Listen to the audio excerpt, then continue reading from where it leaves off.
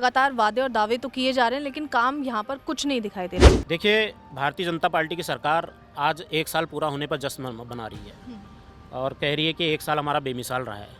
मैं तो कहता हूँ कि 1 साल के अंदर आपने देखा होगा घोटालों के अलावा कुछ भी नहीं हुआ। विधायक जी का कहना है कि G20 की जो बैठक यहाँ पर होनी है उससे काफ़ी रोजगार लोगों को जो है मिलेगा। देखिए, विधायक जी सरल हैं, ईमानदार हैं, सीधे हैं, लेकिन इससे काम नहीं चलता। जब आप इलेक्शन में खड़े हुए तो आपने जो विजिट किया आपने अपनी ओर से क्या कुछ देखा? इतनी समस्याएं हमारी ग्राम सभाओं में हैं कि हम ब्लॉक के माध्यम से उन समस्याओं को पूरा नहीं कर सकते। तो जनता के आगे सरकारों को झुकना पड़ता है, इसलिए लोगों को आगे आना पड़ेगा।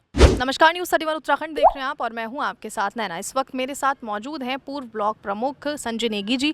आज हम इनसे रामनगर के विकास को लेकर बातचीत करेंगे क्योंकि लगातार सर धरातल पर उतरकर युवाओं का सहयोग भी करते हैं और यहाँ की जो लोगों की परेशानी है उससे भी अच्छी तरह से रूबरू हैं। तो चलिए इनसे खास बातचीत करते हैं। सबसे पहले तो बहुत बहुत स्वागत है सर आपका न्यूज़ 31 उत्तराखंड में। धन्यवाद नैना जी। सर, सबसे पहले मैं यही जानना चाहूँगी कि रामनगर की मुख्य समस्या आपको क्या कुछ नज़र आती है? इससे पहले हमने विधायक जी का भी इंटरव्यू लिया है। मैं जानना चाहती हूँ कि उन्होंने तो कहा है कि काम हुआ है, पर कितना काम हुआ है ये मैं आपके मुंह से भी सुनना चाहती हूँ। देखिए, आज 1 वर्ष भारतीय जनता पार्टी सरकार को हो चुका है और वो जो है जश्न मना रहे हैं 1 साल पूरा होने पर। लेकिन रामनगर विधानसभा की अगर हम बात कहें तो रामनगर विधानसभा की जो समस्याएं आज से 10 साल पहले थी वो समस्याएं आज भी लगातार वैसी की वैसी है।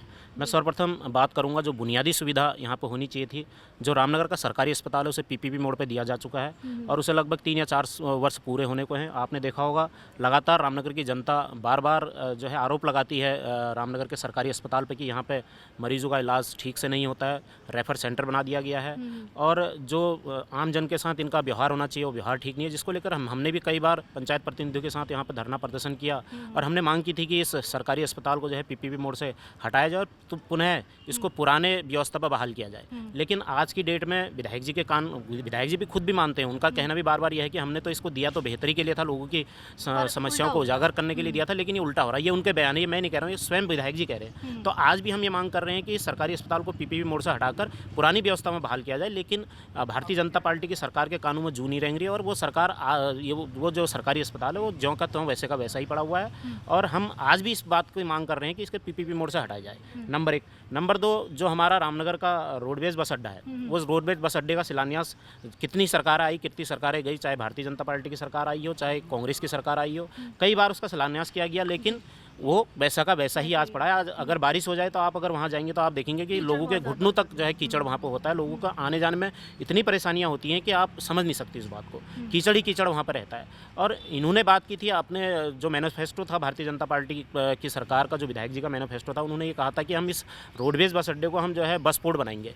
लेकिन बस पोर्ट के नाम पर अभी तक वहाँ पर एक ईंट भी नहीं लगी है और रामनगर का जो सरकारी अस्पताल है वो रोडवेज अड्डा है वो आज वैसे का वैसा ही पड़ा हुआ है। नंबर 3, मैं आज बात करूँगा कि पूरा उत्तराखंड आज नशे के मकड़जाल में जकड़ चुका है और जिसमें रामनगर भी अछूता नहीं है। आप देख रहे होंगे आए दिन जो हमारे 12 से 20 साल 21 साल के जो बच्चे हैं वो नशा कर रहे हैं। वो नशा शराब का नहीं, वो नशा स्मैक का कर रहे हैं, वो नशा गांजे का कर रहे हैं, वो नशा डोडे का कर रहे हैं और नशा चरस का कर रहे हैं। पुलिस कार्रवाई करने के नाम पर अतिश्री कर देती है। एक आध दो नुमाइंदे जो होते हैं उनके जो पैडलर होते हैं उनको पकड़कर उसमें अतिश्री कर लेती है। लेकिन जो नशे का असली सौदागर है, जो नशा करवा रहा है, उसकी तह तक पुलिस जाने में नाकाम है। आज चप्पे चप्पे पर गली मोहल्लों में आज जो है स्मैक का जो है तस्करी हो रही है, स्मैक बेची जा रही है। क्या मान रहे हैं कि पुलिस जा नहीं सकती है, पुलिस को वहां तक पहुंचने नहीं दिया जा रहा है?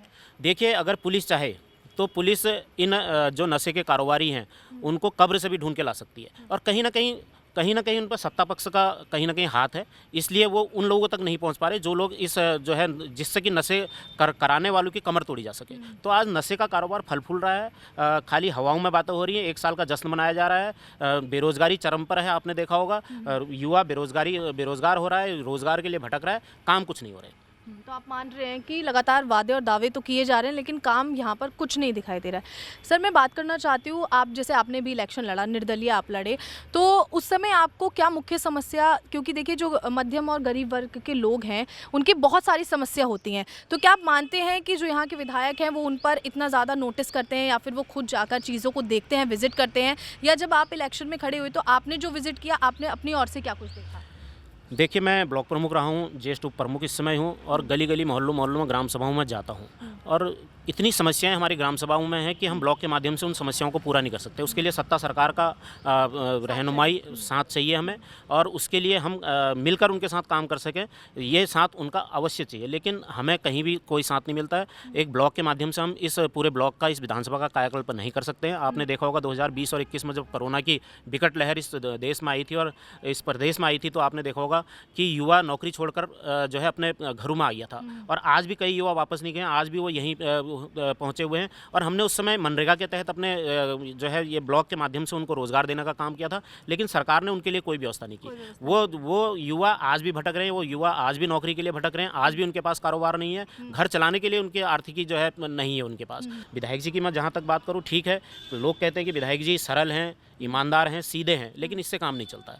जनता सीधेपने से काम नहीं चलेगा। जनता की समस्याओं के साथ खड़ा होना पड़ेगा, जनता के साथ कंधे से कंधा मिलाकर खड़ा होना पड़ेगा। युवाओं के लिए रोजगार की बात करनी पड़ेगी, रोजगार का जो है वो करना पड़ेगा।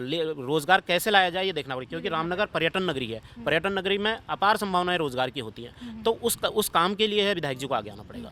विधायक जी का कहना है कि G20 की जो बैठक यहाँ पर होनी है उससे काफ़ी रोजगार लोगों को जो है मिलेगा। इसको कितना हद तक आप सही मान रहे हैं? देखिए, बहुत अच्छी बात है कि G20 का जो समिट है वो रामनगर में होने जा रहा है, कॉर्बेट नेशनल पार्क के हमारे ढिकली में होने जा रहा है। लेकिन मुझे ये समझ में नहीं आ रहा है कि उसमें रोज़गार कहाँ से मिल रहा है, कौन से युवा को रोज़गार मिल गया है। जो उनके ठेकेदार हैं वो ठेकेदार काम कर रहे हैं, रंग रोगन का काम जो है बाहर के लोग कर रहे हैं, पेंटिंग का काम बाहर के लोग कर रहे हैं, और जो स्कूलों की मरम्मत का काम है वो उनके पर्सनल जो ठेकेदार वो ठेकेदार उसमें काम कर रहे हैं। जो स्कूलों का सौंदर्यीकरण ये कर रहे हैं या और चीज़ों का सौंदर्यीकरण कर रहे हैं, उसका ये जो है ठेकेदार इनके काम कर रहे हैं। बिजली का काम हो रहा है, ठेकेदार काम कर रहे हैं। तो मेरी समझ में नहीं आया कि रोज़गार हमारे युवाओं को कहाँ से मिल रहा है, जो स्थानीय युवक है उनको रोज़गार कहाँ से मिल रहा है। और रही बात इवेंट होने की, बहुत अच्छी बात इवेंट हो रहा है। यहाँ की संस्कृति, यहाँ की प्रकृति और यहाँ का जो वातावरण है, इस वातावरण की देश विदेश में चर्चा होगी। बहुत अच्छी बात है कि जो है ये समिट यहाँ होने जा रहा है। मैं कहना भी चाहूँगा कि 28, 29, 30 के बाद रामनगर को भुला न दिया जाए। जो ये रंगरोगन हो रहा है, जो पेंटिंगें हो रही हैं, इस पेंटिंग जो डिग्री कॉलेज के पास पेंटिंग आप देख रहे हो, बहुत खूबसूरत पेंटिंग हो रही है।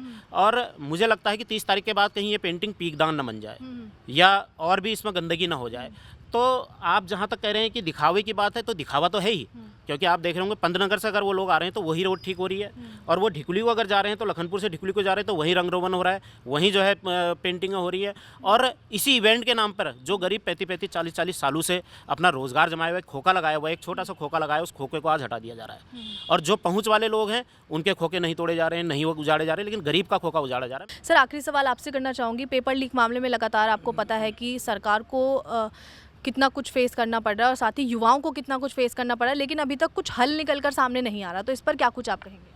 देखिए, भारतीय जनता पार्टी की सरकार आज 1 साल पूरा होने पर जश्न मना रही है और कह रही है कि 1 साल हमारा बेमिसाल रहा है। मैं तो कहता हूँ कि 1 साल के अंदर आपने देखा होगा घोटालों के अलावा कुछ भी नहीं हुआ। वो किसी भी विभाग में आप ले लीजिए, घोटाले ही घोटाले नज़र आए। यूके SSC हो, वो चाहे यूके PSC हो, आपने देखा होगा कि जो अपराधी, जो नकल माफिया था, उनको जेल भेजा गया। लेकिन जेल भेजने के बाद भी किसी के दिमाग में ये डर नहीं है कि हम भी जेल जा सकते हैं। उसके तुरंत बाद पटवारी भर्ती हुई, पटवारी भर्ती में फिर से पेपर लीक हो गया, और आज भी वो सरल कानून के तहत छूटते हुए आ रहे हैं। सबके सब जमानतें होते जा रही हैं। आज जो है पंचायत विभाग में जो भर्तियां हुई थी, सेक्रेटरी की जो भर्ती हुई थी, उसमें सब जमानत पे हैं। दरोगा भर्ती के उसमें अभी कुछ लोग अंदर हैं, कुछ लोग बाहर आएंगे। गैंगस्टर के तहत उनके पास कार्रवाई हुई। केवल अखबारों में जो है मीडिया के माध्यम से बात की जा रही है कि हमने नकल माफियाओं की कमर तोड़ दी, हमने नकल माफिया को दबा दिया। लेकिन मुझे नहीं लगता है कि इस प्रदेश में जो है 1 साल के अंदर कोई अच्छा काम हुआ होगा। युवाओं के साथ धोखा हुआ है, युवाओं के रोजगार के साथ धोखा हुआ है। आपने देखा होगा इन्होंने कहा था कि हम जल जीवन मिशन के तहत घर घर नल देंगे। वो केवल 2022 के चुनाव को जीतने के लिए वो बात कही गई थी। बहुत तेज़ी से इन्होंने काम किया, नल लगा दिए, लेकिन वो नल आज सूखे के सूखे हैं। और 1 साल बाद उनकी ये योजना, जो हर घर नल हर घर जल की जो योजना थी, वो योजना दम तोड़ते हुए नजर आ रही है। क्योंकि आपने देखा होगा नल सूखे हुए हैं, लेकिन बिल 6-6 हज़ार 7-7 हज़ार के उनके बिल आ रहे हैं। एक घर में 4-4 टोंटी लगाई गई है तो 4-4 बिल उनके पास आ रहे हैं। जनता हमारे पास आ रही है। परसों हमने इसके लिए आंदोलन भी किया था। तो ये सारी योजनाएं धरातल पर, जो केवल चुनाव जीतने के लिए जो योजनाएं इन्होंने बनाई थी, वो योजनाएं चुनाव जीतने तक हैं। धरातल पर कहीं पर भी किसी प्रकार का कोई काम नहीं हुआ। जी, आपने आके बोल दिया, उसके बाद बस उसके बाद भूल गए। सर, एक आखिरी सवाल आपसे पूछना चाहूँगी। लोगों को आप क्या कुछ कहना चाहते हैं? सरकार जो कुछ भी कर रही है इस वक्त और जितनी परेशानी लोगों को हो रही है, एक मैसेज क्या आप लोगों को देंगे और इससे कैसे ओवरकम करना है फ्यूचर में, इसकी क्या सलाह आप देंगे? देखिए, सरकार तो सिर्फ सत्ता में आने के लिए ही बात कर रही है, मैं तो लोगों से भी कहना चाहूँगा कि आप लोगों को भी जागरूक होना पड़ेगा। आपकी जो असल समस्याएं, उन समस्याओं के लिए आपको मुखर होकर जो है सामने आना पड़ेगा, मुखर होकर आपको अपनी बात रखनी पड़ेगी। ये नहीं कि आप घर में बैठे हुए बातचीत कर रहे कि मुझे ये परेशानी है, मुझे ये परेशानी है, तो इनसे काम नहीं चलने वाला। हम अगर किसी बात के लिए आंदोलन कर रहे हैं, आज हम बात करते हैं कि हमें सरकारी अस्पताल को पीपीपी मोड से हटाना है, और लोग भी कह रहे हैं, जगह जगह बातचीत होती है कि नहीं सरकार अच्छा काम नहीं कर रही है, पीपीपी मोड पर देखिए अच्छा डॉक्टर नहीं है, अच्छी सुविधाएं नहीं है, तो उसके लिए लोगों को आगे भी आना चाहिए। लोगों के अंदर खुद ये बात होनी चाहिए कि हाँ, हमें जन समस्याओं के लिए आगे आना चाहिए, और जन समस्याओं के लिए अगर आगे आएंगे तो निश्चित रूप से सरकार के कानून में जू लगेगी और सरकार जागेगी। और जब जब जनता जो है आगे आती है तो जनता के आगे सरकारों को झुकना पड़ता है, इसलिए लोगों को आगे आना पड़ेगा। बहुत बहुत शुक्रिया सर आज हमसे खास बातचीत करने के लिए। Thank you.